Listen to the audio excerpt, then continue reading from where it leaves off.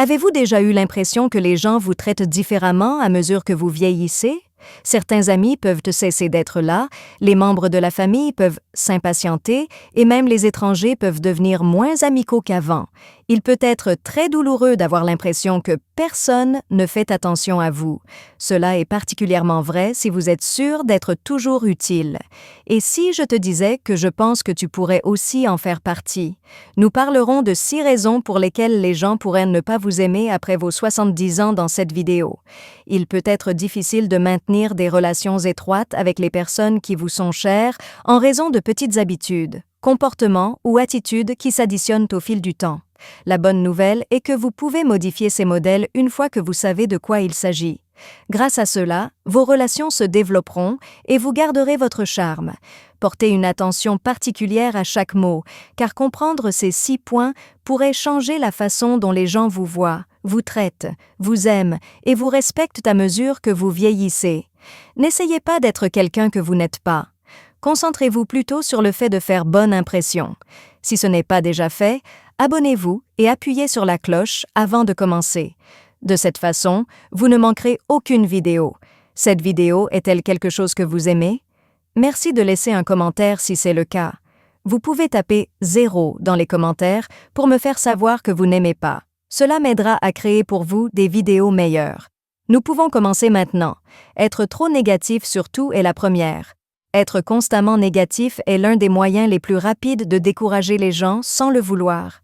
Lorsque vous atteignez 70 ans, vous avez probablement vécu beaucoup de choses, comme être malade, avoir des problèmes d'argent et être déçu par vos amis ou votre famille. Tout est important dans ce monde, mais personne ne veut écouter, alors que tout le monde veut juste gémir. Être négatif fait mal à tout le monde, pas seulement à vous. Les gens commenceront à vous associer à la colère plutôt qu'au bonheur si vous vous plaignez de la mauvaise situation du monde chaque fois que vous voyez vos enfants ou chaque fois que vous parlez à un ami. Ce n'est pas que vos sentiments ne soient pas réels, c'est juste que dire tout le temps aux autres ce qui ne va pas peut les fatiguer et éventuellement, ils peuvent arrêter de vous parler. Aimez-vous être avec quelqu'un qui a toujours quelque chose de mal à dire? Très probablement pas, et personne d'autre ne le fait non plus. Même si personne ne s'attend à ce que vous soyez heureux tout le temps, cela peut vous aider à équilibrer votre colère par des moments d'émerveillement et d'appréciation. Maintenant, que devriez-vous faire à la place? Écoutez attentivement lorsque vous parlez. Si vous entamez souvent des conversations avec des plaintes, prenez un moment pour y réfléchir. Pensez-y. Est-ce que j'apporte l'énergie que je souhaite à cette conversation? Vous voudrez peut-être changer de sujet pour quelque chose de plus heureux ou de moins négatif. Même de petites choses, comme une histoire drôle, un fait intéressant ou un compliment, peuvent rendre une conversation plus amusante. Il est toujours vrai que les gens vous évitent, non pas parce qu'ils ne se soucient pas de vous, mais parce qu'ils pensent qu'être avec vous les fera se sentir encore plus mal. Les gens se sentiront encouragés au lieu d'être épuisés après vous avoir parlé si vous êtes conscient de vous-même. Deuxièmement, donnez des conseils ou des critiques que vous ne voulez pas donner. Vous avez beaucoup appris au fil des années en vieillissant. Vous avez dû apprendre à vos dépens, voir les tendances aller et venir, et voir les gens faire des erreurs. Vous voulez bien sûr aider d'autres personnes à éviter les mêmes erreurs. Les choses se compliquent lorsque quelqu'un ne vous demande pas votre avis. S'ils le font, cela pourrait être considéré comme une critique plutôt que comme une aide. Ceci est particulièrement important pour les enfants de la famille. Vous pensez peut-être que vos enfants ou petits-enfants adultes commettent des erreurs manifestes dans la façon dont ils vivent leur vie, gèrent leur argent ou élèvent leurs enfants. Peu importe à quel point vous souhaitez les aider, lorsque vous les corrigez, ils le prennent souvent comme une critique plutôt que comme une inquiétude. Cela n'arrive pas seulement en famille, ça arrive aussi avec des amis. Pour vous, dire à un ami de mieux manger, de dépenser moins ou de sortir plus peut ressembler à un compliment, mais pour lui, cela pourrait être considéré comme une attaque. Personne n'aime avoir l'impression qu'on lui donne des leçons, même si les conseils sont bons. Lorsque les gens commencent à considérer les conversations avec vous comme pleines de corrections et de critiques, ils commencent à vous éviter. Que devriez-vous faire à la place? Ne dites rien avant qu'on vous le demande. Si quelqu'un a vraiment besoin de votre aide, il la demandera. Dans le cas contraire, il est généralement préférable de les laisser se débrouiller seuls. Vous pouvez toujours partager vos réflexions, mais vous devez le faire d'une manière qui montre que vous respectez leur droit d'être seuls. Une règle simple est de demander avant de donner des conseils. Vous ne devriez pas dire « Tu ne devrais vraiment pas manger ça ». Demandez plutôt « Êtes-vous intéressé par quelques conseils en matière d'alimentation saine que j'ai appris ?» S'ils disent oui, partagez-les. S'ils disent non, ne les dérangez pas. C'est un petit changement qui peut avoir un grand effet sur la façon dont les gens vous perçoivent. Ce n'est pas que les gens ne se soucient pas des conseils, ils l'évitent parce qu'ils ne veulent pas se sentir jugés. Lorsque vous offrez des conseils d'une manière qui respecte leur choix, vous devenez une voix de confiance et non une source de frustration. Troisièmement, refusez de s'adapter au changement. Le monde change, l'a toujours été et le sera toujours. Mais l'une des plus grandes erreurs que commettent les gens en vieillissant est de résister à ce changement au lieu de s'y adapter. Cela a du sens. Il y a des valeurs, des traditions et des façons de faire avec lesquelles vous avez grandi et qui semblent disparaître. Cependant, lorsque vous refusez d'accepter que les choses ont changé, cela peut donner l'impression que vous parler est un travail plutôt qu'un plaisir. Cela se manifeste de plusieurs manières. Vous pourriez toujours dire que les choses allaient mieux dans le passé lorsqu'une personne plus jeune parle de quelque chose qu'elle aime. Peut-être ne pensez-vous pas que la technologie est importante, même si la plupart des gens s'y connectent de nos jours. Ou peut-être que cela vous dérange lorsque les normes sociales changent et qu'il vous est difficile d'entrer en contact avec les plus jeunes. Mais la vérité est que les choses changent, que cela vous plaise ou non. Et quand les gens ont l'impression qu'à chaque fois qu'ils vous parlent, vous évoquez pourquoi le passé était meilleur que le présent, ils cessent d'autant de passer du temps avec vous. Jetez un œil à la technologie. Il peut être ennuyeux d'apprendre à utiliser de nouveaux téléphones, de nouvelles applications et de nouvelles façons de parler aux gens, mais si vous ne changez pas, il devient plus difficile pour les gens de vous inclure dans leur vie. Il est possible que vos petits-enfants préfèrent envoyer des SMS plutôt que d'appeler et que vos amis préfèrent faire des projets sur Facebook plutôt que d'appeler. Les gens ne vous quitteront peut-être pas parce qu'ils s'en moquent, mais parce qu'ils ne savent pas comment vous inclure si vous n'acceptez pas ces changements.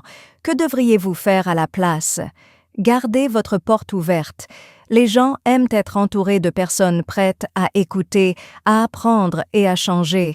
Vous n'êtes pas obligé d'aimer chaque nouvelle tendance ou d'adopter chaque nouvelle habitude. Au lieu de dire « c'est stupide, je ne comprends pas », dites « c'est intéressant, parlez-m'en plus ».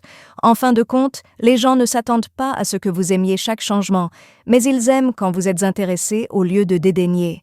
Si vous êtes prêt à essayer de nouvelles choses, vous pouvez garder votre esprit vif, vos relations solides et votre âme vivante.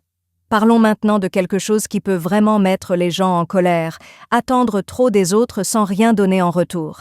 Quatrièmement, attendre trop des autres sans rien donner en retour. Quand quelqu'un vous prend tout sans rien donner en retour, cela peut rendre vos relations avec votre famille, vos amis ou même vos voisins très tendues. Cela peut arriver à davantage de personnes à mesure qu'elles vieillissent, ce qui est triste. Si vous attendez toujours des autres qu'ils répondent à vos besoins sans penser aux leurs, les gens peuvent s'éloigner lentement de vous. Vous ne réalisez peut-être même pas que vous le faites. Cela peut se produire de différentes manières. Vous pourriez vous attendre à ce que vos enfants ou petits-enfants vous appellent en premier, viennent souvent chez vous ou vous aident dans les tâches ménagères sans montrer beaucoup de gratitude. Vous pouvez compter sur un ami pour vous soutenir émotionnellement, mais vous ne lui demandez pas toujours comment il va.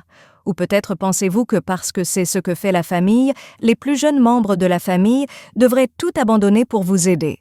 Voici le problème. Les gens sont heureux d'aider lorsqu'ils se sentent valorisés, mais ils se retirent lorsqu'ils se sentent utilisés ou ignorés, et il est facile de se sentir abandonné lorsque cela se produit sans se rendre compte que le schéma a commencé avec de fausses attentes. Alors, cela signifie-t-il que vous ne devriez jamais demander d'aide? Bien sûr que non, mais les relations sont à double sens, et même en vieillissant, vous avez toujours quelque chose à donner. Un mot gentil, une question réfléchie, un simple remerciement peuvent grandement contribuer à ce que les gens se sentent appréciés. Les petits gestes comptent. Que devriez-vous faire à la place? Jetez un œil à vous-même. Si vous avez l'impression de toujours recevoir des choses, mais de ne rien rendre, trouvez des moyens d'être reconnaissant et de donner. Même quelque chose d'aussi simple que d'envoyer un message réfléchi, de se souvenir d'un anniversaire ou d'écouter avec un véritable intérêt peut permettre aux gens de se sentir valorisés au lieu d'être obligés. En fin de compte, les gens sont heureux d'être là pour vous lorsqu'ils se sentent respectés et appréciés, mais lorsqu'ils commencent à avoir l'impression de simplement remplir une obligation, c'est à ce moment-là qu'ils commencent à se retirer. Il suffit d'une petite quantité de travail pour montrer son appréciation et redonner en retour afin de maintenir des relations fortes et réelles. Faire trop souvent face au passé est le numéro 5. C'est agréable de se souvenir de choses. Ils nous font penser aux personnes que nous avons aimées, aux choses que nous avons faites et aux leçons que nous avons apprises. Mais à mesure que les gens vieillissent, ils commettent souvent l'erreur de s'attarder sur le passé, au point que cela change la façon dont les autres les perçoivent. Cela se produit lorsque les gens parlent toujours du bon vieux temps ou lorsque vous racontez sans cesse la même histoire. C'est simple d'entrer dans cette routine. Partager les événements qui vous ont formé est normal, et s'en souvenir peut être réconfortant. Mais si vous ne parlez que du passé, les gens auront l'impression de ne pas pouvoir se connecter avec vous dans le présent. Pensez à la façon dont les jeunes pourraient comprendre cela. Les gens peuvent avoir l'impression de ne pas pouvoir avoir une conversation lorsqu'on leur dit « À mon époque, nous faisions les choses différemment » ou « Vous, les enfants, ne comprenez pas à quel point c'était difficile ». Cela peut arriver chaque fois qu'ils parlent de leur vie. Cela leur donne l'impression que leurs histoires n'ont pas d'importance puisqu'ils n'ont pas vécu ce que vous avez vécu. Il ne s'agit pas seulement des jeunes. Même les amis de votre âge peuvent être frustrés si les mêmes histoires se sont racontées encore et encore. Au fil du temps, cela peut rendre les conversations répétitives, prévisibles et, franchement, moins engageantes. Que devriez-vous faire à la place? Équilibrez le passé avec le présent. Racontez des histoires, mais intéressez-vous aussi à ce qui se passe en ce moment. Interrogez les gens sur leur vie au lieu de simplement raconter une histoire. Si vous vous retrouvez à raconter la même histoire encore et encore, arrêtez-vous et demandez-vous si c'est le bon moment. Plus important encore, soyez ouverts à créer de nouveaux souvenirs au lieu de simplement revivre les anciens. En fin de compte, les souvenirs sont là pour être aimés, pas pour remplacer le présent. Vous voulez que les gens aient l'impression de vous connaître maintenant, pas seulement du passé. Vous pouvez maintenir des relations solides et des conversations intéressantes en vous intéressant aux personnes qui vous entourent et au moment présent. Parlons maintenant de quelque chose qui peut vraiment rendre les choses tendues. Franchir les limites de l'espace personnel sans autorisation. Le 6e ne respecte pas les limites de l'espace personnel. Nos relations avec la famille, les amis et même les voisins changent à mesure que nous vieillissons. Mais une chose reste la même.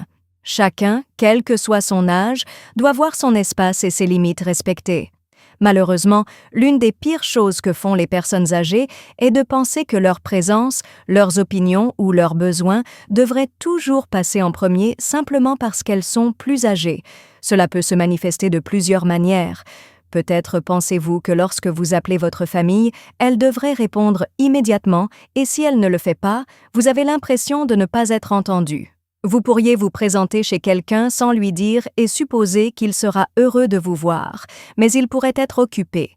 Ou peut-être ne réalisez-vous pas qu'une personne a droit à la vie privée et se sent en droit de connaître sa vie personnelle, y compris avec qui elle sort, comment elle dépense son argent et les choix qu'elle fait.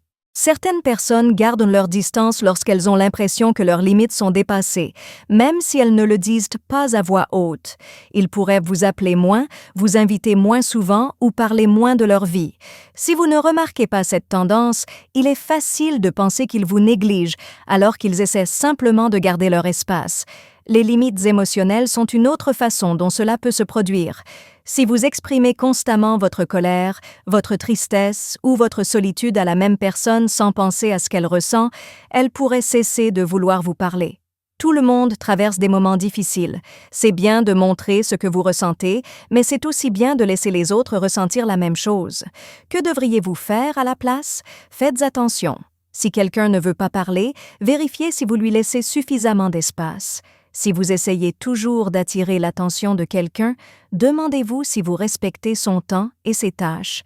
De plus, si quelqu'un fixe une limite, qu'il s'agisse de visites, de conversations ou de questions personnelles, ne le prenez pas personnellement. En fin de compte, le respect mutuel est ce qui rend les relations fortes. Les gens se sentent mieux lorsque leurs limites sont respectées. Ils sont alors plus ouverts à se connecter avec vous et plus susceptibles de vous garder dans leur vie. Dernier mot, vieillir ne signifie pas perdre les personnes qui vous sont chères, mais certaines habitudes peuvent donner envie aux gens de s'éloigner de vous sans même que vous vous en rendiez compte. Vous pouvez modifier ces modèles une fois que vous en avez pris conscience. Nous avons parlé du fait qu'il est mauvais d'être constamment négatif, de donner de mauvais conseils, de ne pas vouloir changer, d'attendre trop des autres, de rester coincé dans le passé et de ne pas respecter les limites. Lorsque vous êtes conscient de ces choses qui peuvent mettre les gens en colère, vous pouvez commencer à apporter de petits changements qui rapprochent les gens au lieu de les éloigner. La principale chose à retenir est que le respect, l'appréciation et l'équilibre sont importants dans les relations. N'importe qui, à tout âge, peut être quelqu'un qui permette aux autres de se sentir bien, important et entendu. Merci d'être ici aujourd'hui. Veuillez nous contacter. Dites-nous ce que vous avez appris aujourd'hui et comment vous allez l'utiliser dans votre vie dans les commentaires ci-dessous. Nous nous soucions de ce que vous pensez, alors n'hésitez pas à nous le dire. Nous nous sentons très motivés et encouragés lorsque nous lisons vos commentaires. Veuillez aimer, vous abonner et partager cette vidéo si vous l'avez aimée et si vous l'avez trouvée utile. Merci pour votre soutien. Cela nous permet de continuer à créer du bon contenu dont vous pourrez apprendre et vous inspirer. Merci d'avoir regardé. Rendez-vous dans la prochaine vidéo.